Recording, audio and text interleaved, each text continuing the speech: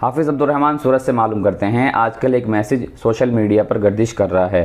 Message یہ ہے: محرم کی 9-10 تاریخ کا روزہ رکھنے پر 2 سال کی عبادت کا ثواب ملتا ہے، اور جو کوئی دوسرے کو بتاتا ہے اسے 80 سال کی عبادت کا ثواب ملتا ہے۔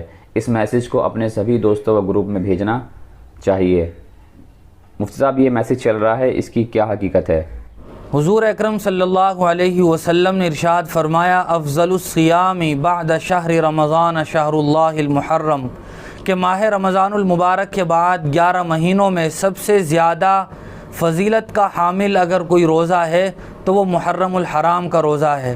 اور ایک دوسری روایت میں آپ صلی اللہ علیہ وسلم کا ارشاد ہے کہ ماہ محرم الحرام کا 10ویں دن کا روزہ رکھنا یہ گزشتہ 1 سال کے گناہوں کی بخشش کا ذریعہ ہے، اور ماہ محرم الحرام کے 10ویں روزے کے ساتھ 9واں یا 11واں روزہ ملا لینا بھی مستحب ہے، تاکہ یہودیوں کے ساتھ مشابہت باقی نہ رہے۔ اور اس کے علاوہ جو کچھ اس میسیج میں بیان کیا گیا ہے وہ من گھڑت اور بے بنیاد بات ہے۔